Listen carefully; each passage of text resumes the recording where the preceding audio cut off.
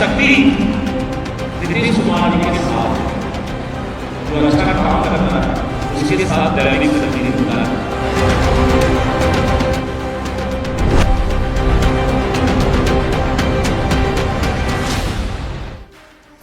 नमस्कार, आप देख रहे हैं अपना बिहार। मैं हूं आपके साथ विभा उपाध्याय। कोई विकास पुरुष कहता है, कोई सुशासन बाबू कहता है, तो किसी को उनके अच्छे काम में दैवीय शक्ति नजर आती है। जी हां, हम बात कर रहे हैं बिहार के मुख्यमंत्री नीतीश कुमार की, जिनके काम करने के तरीके और बिहार को विकसित बनाने के उनके संकल्प को लेकर सत्ता में साझीदार बीजेपी के प्रदेश अध्यक्ष ने कह दिया कि जो अच्छा काम करता है उनमें दैवीय शक्ति होती है। नीतीश कुमार जी के साथ जो अच्छा काम करता है उसके साथ दैविक शक्ति होता है।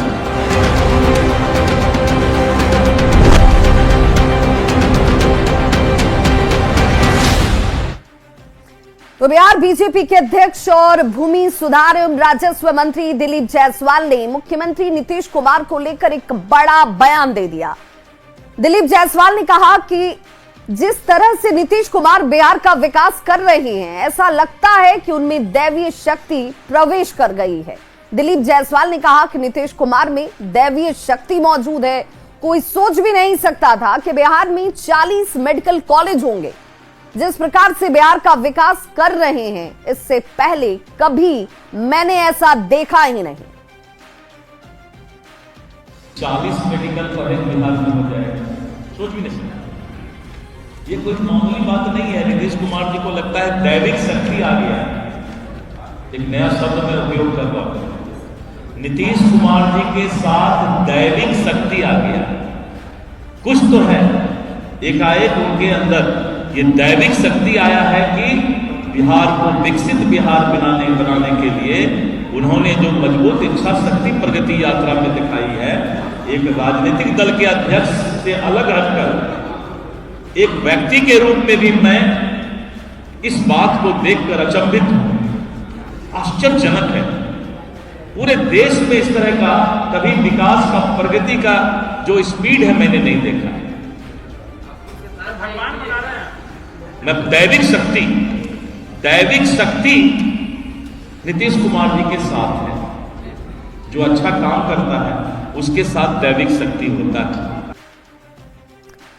तो दिलीप जायसवाल को आप सुन रहे थे, जिन्होंने कहा कि मैंने ऐसा देखा ही नहीं। एक अजीब सी दैवीय शक्ति जो है वो नीतीश कुमार के अंदर प्रवेश कर चुकी है, क्योंकि जिस तरीके से बिहार में विकास का काम उनकी तरफ से ताबड़तोड़ किया जा रहा है, ये दैवीय शक्ति की वजह से ही संभव है। सीएम नीतीश में दैवीय गुण है। सीएम नीतीश में दैवीय शक्ति वाले दिलीप जायसवाल के बयान पर इस वक्त बिहार की सियासत गर्मा गई है। नेता प्रतिपक्ष तेजस्वी यादव ने दिलीप जायसवाल के बयान पर तंज कसा, तो जेडीयू के जो प्रवक्ता हैं अभिषेक झा, उन्होंने इस पर पलटवार किया है। मुख्यमंत्री बनने का सपना ही रह जाएगा। नीतीश कुमार को दैविक शक्ति है। पहले क्या दिखता था जब बीजेपी को लात मारते थे? राजद के लोग अलग अलग तरह की भ्रामक बातें करते रहते हैं, गठबंधन को लेकर प्रश्न उठाते रहते हैं, लेकिन वास्तविकता यही है कि नीतीश कुमार जी मजबूती से बिहार में एनडीए का नेतृत्व कर रहे हैं। यही बातें भारतीय जनता पार्टी के प्रदेश के अध्यक्ष आदरणीय दिलीप जायसवाल जी ने भी कही है। तो राजद के लोग दिवा स्वप्न देखते रहे, बिहार की जनता हमेशा नीतीश जी को ही चुनेगी। तो था, और उसके बाद बिहार की सियासत में जैसे उबाल सा ही आ गया हो।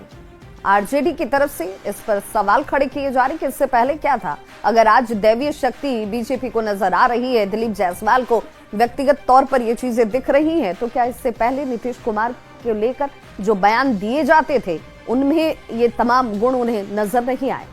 ये सवाल भी इस वक्त उठाए जा रहे हैं। अब जरा दिलीप जायसवाल के इस बयान को भी समझते हैं, जिसमें उन्होंने कहा है कि नीतीश कुमार के अंदर दैवीय गुण है।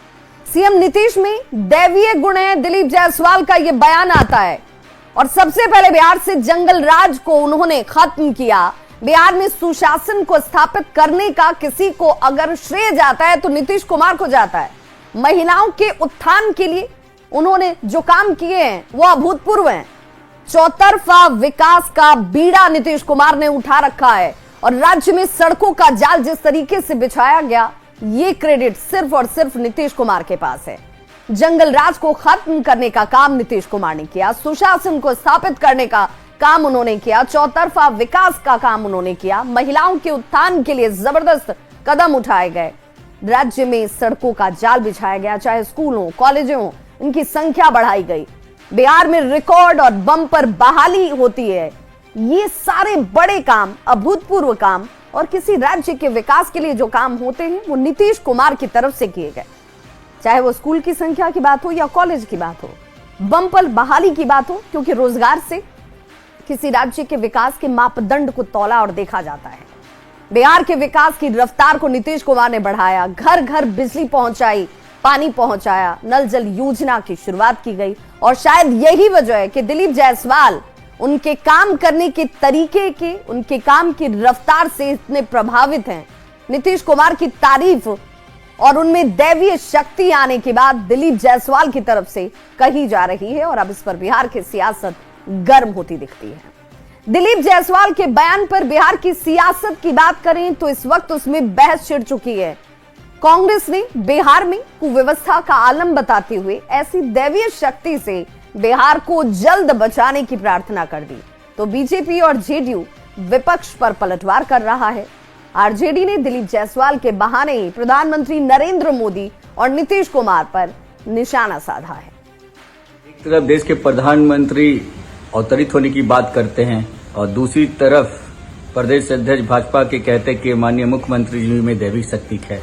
अगर ऐसी दैविक शक्ति है जहां पे बिहार में भ्रष्टाचार का प्रकोप हो, अत्याचार का प्रकोप हो, विद्यार्थियों जब एग्जाम देने जाते हैं तो पेपर लीक माफिया का प्रकोप हो जाता है, शराबबंदी में शराब माफियों का प्रकोप हो जाता है, तो हे प्रभु ऐसी दैवी शक्ति से बिहार को जल्द से जल्द मुक्त कराएं। बिहार के यशस्वी मुख्यमंत्री श्री नीतीश कुमार जी शुरू से ही विलक्षण प्रतिभा के धनी रहे हैं।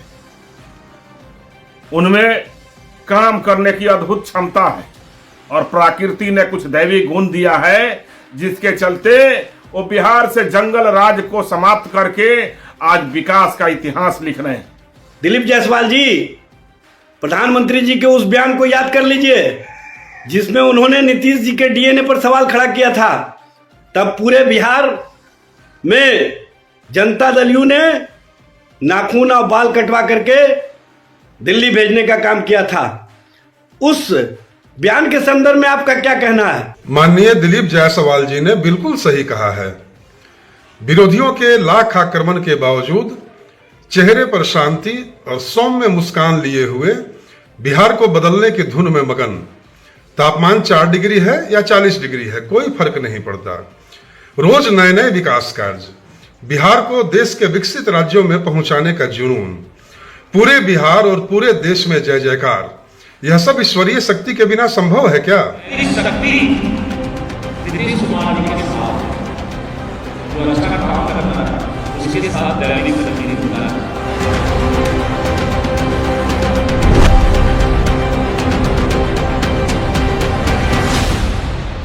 और अब बात बिहार के मुख्यमंत्री नीतीश कुमार के बेटे निशांत कुमार की, जिन्होंने एक बड़ा बयान दिया। बार बार सीएम के स्वास्थ्य पर उठ रहे सवालों का जवाब देते हुए निशांत ने कहा कि पिताजी 100% स्वस्थ हैं, बिहार की जनता उन्हें फिर से बिहार का मुख्यमंत्री बनाएगी। सारी जनता से अनुरोध है कि फिर से एनडीए को सरकार में लाए, पिताजी को हो सके तो फिर से सीएम बनाए। सब स्वस्थ है, एकदम 100% स्वस्थ है। ये हैं बिहार के मुख्यमंत्री नीतीश कुमार के बेटे निशांत कुमार। मृदुभाषी स्वभाव के निशांत बहुत कम बोलने के लिए जाने जाते हैं, लेकिन आज उन्होंने जो कहा उनके शब्द कम थे लेकिन उन शब्दों में दम था। नेता प्रतिपक्ष तेजस्वी यादव बार बार सीएम नीतीश पर उनके स्वास्थ्य को लेकर निशाना साधते हैं। कहते हैं सीएम टायर्ड हैं, रिटायर्ड अधिकारी सरकार चलाते हैं। तेजस्वी को जवाब आज नीतीश के बेटे निशांत ने दिया और कहा, आपके पिताजी को लेकर विपक्ष तेजस्वी यादव खास करके सवाल खड़े कर रहे हैं कि मुख्यमंत्री नीतीश कुमार जी का तबियत ठीक नहीं, सब स्वस्थ है, एकदम 100% स्वस्थ है। शायद ही इससे पहले किसी ने निशांत को इस तरह राजनीति पर ठोक कर बोलते हुए सुना होगा। निशांत ने 3 बड़ी बातें कही। पिताजी पूरी तरह स्वस्थ हैं, 100% ठीक है। बिहार की जनता से पिताजी को सीएम बनाने का अनुरोध किया।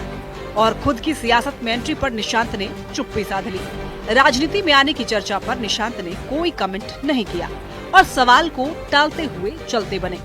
सारी जनता से अनुरोध है कि फिर से एनडीए को सरकार में लाए, पिताजी को हो सके तो फिर से सीएम बनाएं और पिताजी अपने विकास का क्रम जारी रखें। बिहार में इसी साल विधानसभा का चुनाव होने वाला है। लालू प्रसाद अपने बेटे तेजस्वी यादव को सीएम बनाने की अपील कर रहे हैं।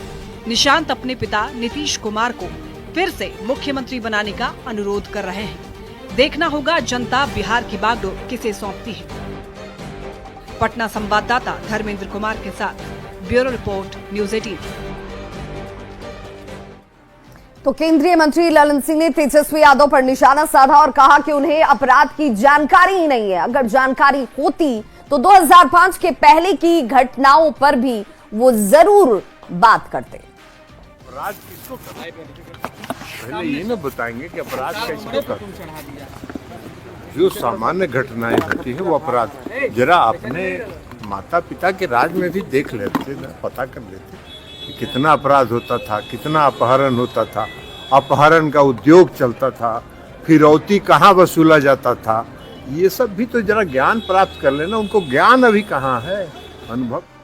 तो नेता प्रतिपक्ष तेजस्वी यादव ने बढ़ते अपराध को लेकर सरकार पर जोरदार निशाना साधा, जिस पर ललन सिंह ने पलटवार किया, जिसके बाद बिहार में अपराध पर राजनीतिक बयानबाजी और ज्यादा तेज हो गई। जेडीयू ने कहा कि तेजस्वी को अपराध पर बोलने का हक ही नहीं है, तो बीजेपी ने भी ललन सिंह के बयान का समर्थन किया, तो कांग्रेस ने ललन सिंह पर हमला किया है। यादव जी या उनकी पार्टी को अपराध पर बोलने का कोई नैतिक अधिकार नहीं। जब इनके माता पिता का शासन था तब किस तरह से बिहार को जंगल राज की आग में धकेल दिया गया था, यह पूरे देश ने देखा। नेता बिहार विरोधी श्री तेजस्वी यादव जी, आपको समझ आना चाहिए। केंद्रीय मंत्री श्री ललन बाबूजी ने ठीक ही कहा है कि अपराध और सामान्य घटनाएं में अंतर होता है। अपराध होता था जब आपके माता पिता के कालखंड में अपहरण उद्योग चलते थे। केंद्रीय मंत्री होकर ललन जी अपराध को श्रेणी में बांट रहे हैं। अपराध रोकने के बजाय अपराधों को कैटेगराइज कर रहे हैं। कितना जस्टिफाई से बिहार की जनता ये देख रही है। तो पटना में जेडीयू कार्यालय में एनडीए का संयुक्त प्रेस कॉन्फ्रेंस आयोजित किया गया, जिसमें एनडीए गठबंधन दलों के सभी अध्यक्ष शामिल हुए। इस प्रेस कॉन्फ्रेंस में एनडीए के संयुक्त सम्मेलन के 5वें चरण की घोषणा की गई। ये चरण 27 फरवरी से शुरू होगी और 30 मार्च तक चलेगा। उमेश कुशवाहा ने 2025 में 241 सीटों पर जीत का दावा किया। उमेश कुशवाहा ने कहा कि 2025 में जो हमने लक्ष्य रखा है वो छोटा लग रहा है। तो प्रदेश बीजेपी अध्यक्ष दिलीप जायसवाल ने कहा कि अब बिहार के लोगों को लालटेन युग नहीं चाहिए। प्यार मिला है और विश्वास, तो जो हम लोग के नए भारत के निर्माण के लिए माननीय प्रधानमंत्री नरेंद्र मोदी जी और नए बिहार के निर्माण के लिए माननीय मुख्यमंत्री नीतीश कुमार जी के सिवा सोचा नहीं जा सकता है। तो यही हमारी सबसे बड़ी पूंजी है। हमारे दोनों नेता में कहने में जरा भी संकोच नहीं कि जो 243 के 243 सीट भी हम ले सकते हैं, एक सीट के लिए भी विपक्ष तरस जा सकता है। आने वाले 2025 में एनडीए की सरकार भारी बहुमत से और नीतीश कुमार जी के नेतृत्व में जो बिहार विकास कर रहा है उसको सरकार जनता भी अब जो है अपने आप में स्वीकार कर रही है। हम लोग जहां जहां यात्रा में गए और जिनसे भी मुलाकात हुई, सब लोगों ने कहा कि अब हमको लालटेन का युग नहीं चाहिए, अब हमें नीतीश कुमार के बिजली का युग चाहिए। खबर जमुई से, जहां जिले के 35वें स्थापना दिवस और समाजवादी नेता श्री कृष्ण सिंह की जयंती समारोह आयोजित की गई और समारोह में जिला प्रभारी मंत्री रत्नेश सदा शामिल नहीं हुए और इसे लेकर आरजेडी के अल्पसंख्यक प्रकोष्ठ के प्रदेश अध्यक्ष अनवर आलम ने अजीबोगरीब बयान दिया। अनवर आलम ने कहा कि स्थापना दिवस में दलित समाज से आने वाले जिला प्रभारी मंत्री रत्नेश सदा को निमंत्रण नहीं देने वाले डीएम को खाड़ी में फेंक देना चाहिए। उनके इस बयान पर डीएम ने कहा, जिला प्रभारी को स्थापना दिवस को लेकर लिखित आमंत्रण भेजा गया है। प्रभारी मंत्री अपने पहले से निर्धारित कार्यक्रम की वजह से इस कार्यक्रम में शामिल नहीं हुए। और इस स्थापना दिवस में यहाँ का प्रभारी मंत्री दलित समाज का है, उसको यहाँ कलेक्टर जो है उस प्रभारी मंत्री को स्थापना दिवस में नहीं बनाता है। इससे भी बड़ा अपमान हो सकता है दलित समाज का, ये कौन देखेगा? मेरी समझ से हम लोग का राजपाट होता तो ऐसे ऐसे कलेक्टर को खाड़ी में ले जाकर फेंकवाते हम लोग। नहीं हुआ, हमारे माननीय प्रभारी मंत्री जी को लिखित निमंत्रण भी गया है और बात भी हुई थी। वो एक्चुअली 15 फरवरी से लेकर 23 फरवरी तक अपने सरकारी टूर पर है। कई जिलों में उनका भ्रमण कार्यक्रम पहले से ही तय था और 23 फरवरी को यहाँ जमुई में भी उनका एक कार्यक्रम तय है। प्रेस कॉन्फ्रेंस पर वो यहाँ पे आ रहे हैं, उनको निमंत्रण दिया गया था, ऐसी कोई बात नहीं है। अपना दिवस आज अच्छे से बनाया जा रहा है जमुई जिला में। सुबह भी कार्यक्रम था और शाम को भी कार्यक्रम कराया जा रहा है। खबर किशनगंज से, जहां निजी नर्सिंग होम में एक महिला मरीज की मौत हो गई, जिसके बाद परिवार वालों ने इलाज में लापरवाही का आरोप लगाते हुए जमकर बवाल किया। अस्पताल के सामान को सड़क पर फेंककर उसमें आग लगा दी गई। तस्वीरें इस वक्त आपके टीवी स्क्रीन पर हैं, जहां देखिए हंगामा बढ़ता देखकर डॉक्टर और अस्पताल कर्मी अस्पताल छोड़कर फरार हो गए। पुलिस वालों को हालांकि बाद में आकर स्थिति को कंट्रोल करना पड़ा। परिवार वाले ये कह रहे हैं कि प्रसव पीड़ा होने के बाद वो महिला को अस्पताल लेकर पहुंचे थे। वहां महिला को तत्काल एडमिट किया गया, लेकिन मरीज को देखने के लिए डॉक्टर नहीं आए, समय पर इलाज नहीं हुआ और इसी वजह से महिला की मौत हो गई। परिवार वालों ने डॉक्टर और अस्पताल कर्मियों पर कार्रवाई की मांग की है। डॉक्टर का पूरा लापरवाही है। मैं यही आप लोगों का माध्यम से यही दरखास्त करना चाहता हूं कि यहां से लेके बहादुरगंज तक कम से कम ऐसा हॉस्पिटल 50 हॉस्पिटल है जिसमें डॉक्टर बिल्कुल नहीं रहता है। यहां पे बिल्कुल ठगी और छल किया जाता है पेशेंट के साथ में। पटना में ट्रैफिक महकमे की एक खूबसूरत और सुंदर सी तस्वीर इन दिनों लोगों को अपनी तरफ आकर्षित कर रही है। दरअसल पटना में अधिकांश ट्रैफिक पोस्टरों पर ट्रैफिक संचालन की जिम्मेवारी और कमान महिलाओं ने संभाल रखी है। कांस्टेबल से लेकर अफसर तक महिला ट्रैफिक व्यवस्था का सफल संचालन इन महिला कर्मियों के लिए चुनौती तो है, लेकिन अपने दायित्व का ये देखिए बखूबी निर्वहन करती हैं। पटना की इस सुंदर तस्वीर का जायजा लिया न्यूज 18 संवाददाता संजय कुमार ने। ट्रैफिक जाम की समस्या से जूझ रही राजधानी पटना में एक सुंदर तस्वीर सामने आई है। देखिए, महिला पुलिस पदाधिकारियों और कांस्टेबल ने अब ट्रैफिक संचालन का कार्यभार संभाल लिया है और यह तस्वीर राजधानी पटना के अधिकांश ट्रैफिक पोस्ट पर आपको देखने को मिलेगी। देखिए कैसे तस्वीरों में यहाँ पर जो महिला कांस्टेबल हैं वो जो हृदय स्थली कहे जाने वाली जगह है डाकबंगला चौराहा, वहाँ पर ट्रैफिक का कमान संभाली हुई हैं और सभी कांस्टेबल से लेकर अधिकारी तक देखिए इस वक्त जो है वो महिला अधिकारी हैं। और निश्चित तौर पर राजधानी पटना की ट्रैफिक व्यवस्था का सुगम संचालन एक बड़ा टास्क है, एक बड़ा चैलेंज है और इस चैलेंज को एक्सेप्ट किया है महिला कांस्टेबल ने और लगातार एक्टिव दिख रही हैं। कब से आप लोग हैं ड्यूटी में यहाँ पर? जी सर, 2.5 महीने 2 महीने हो गए हैं हमको। कितना बड़ा चैलेंज है राजधानी पटना का ट्रैफिक व्यवस्था सफल तरीके से, क्योंकि जाम की समस्या यहाँ बनी रहती है? सर चैलेंज तो बहुत बड़ा है क्योंकि हम लोग ये मतलब सारा चीज कभी इतना देखे नहीं थे। वो भी डाक बंगला चौराहा तो सबसे मेन चौराहा है, लेकिन हम लोग ये बात है कि हम लोग करना चाहेंगे तो हर चीज कर सकते हैं। ये बात है, महिला हो पुरुष हो वो बात नहीं है, बात है करने का। चाह रहेगा तो हर चीज कर पाएंगे। बिल्कुल, पुलिस अवर निरीक्षक हैं और देखिए यहाँ पर अब मैनुअली जो है वो चूंकि ट्रैफिक का लोड काफ़ी ज़्यादा बढ़ गया है तो अब मैनुअली संचालन किया जा रहा है। जो महिला कांस्टेबल हैं उन्होंने अब ट्रैफिक लाइट को ऑफ किया है और मैनुअली अब संचालन होगा यहाँ पर। आपने सुना जो महिला अधिकारी हैं किस तरीके से एक बड़ा चैलेंज होता है उनके लिए ट्रैफिक का संचालन करना, लेकिन ये महिलाएं बखूबी अपने दायित्व का निर्वहन कर रही हैं। बताइए कितना बड़ा चैलेंज होता है आप लोगों के लिए ट्रैफिक का संचालन करना? कोई बड़ी बात नहीं है, हम लोग को आदत हो गया है, बस करते करते आसान ही लगता है। कोई बड़ा ये नहीं लगता है कि बहुत बड़ी बात है। सभी महिलाएं हैं आप? हाँ, सभी महिलाएं। लोग सहयोग करते हैं आपको? हाँ, सब करते हैं, सहयोग करते हैं। धीरे धीरे कोई बड़ी बस रहते रहते आदत हो गया है, सब हल्का लगता है, कुछ भारी नहीं लगता। समस्या आती होगी? हाँ, वो हमेशा आते रहता है, लेकिन हम लोग सब मिलकर हैंडल कर लेते हैं। क्या नाम है? सीता कुमारी। तो बिल्कुल आपने सुना, समस्या तो आती रहती है लेकिन हम सब मिलकर यानी टीम जो कोऑर्डिनेशन है उसके बल पर जो ट्रैफिक का संचालन है वो सुगम, आसानी और सुविधाजनक तरीके से कर पाने में वे सक्षम हैं। और निश्चित तौर पर ये तस्वीर जो है ये बताती है कि पटना की ट्रैफिक पुलिस कितनी बदल गई है। इस बार भी 26 जनवरी को जब रिपब्लिक डे था तो पहली बार ट्रैफिक पुलिस ने गांधी मैदान में, जो ऐतिहासिक गांधी मैदान है, वहाँ पर जो मुख्य राजकीय समारोह था वहाँ पर परेड में हिस्सा लिया। तो इतिहास वहाँ भी बना और अब इतिहास अब भी बन रहा है और निश्चित तौर पर ये तस्वीर बताने को काफ़ी है कि बिहार कितना बदल रहा है। कैमरा पर्सन मनी जुनेजा के साथ संजय कुमार, न्यूज़ 18 पटना। तो इस बुलेटिन में बस इतना ही, लेकिन न्यूज़ 18 बिहार झारखंड पर खबरों का सिलसिला लगातार जारी है। चलते चलते नजर इस वक्त के हेडलाइंस।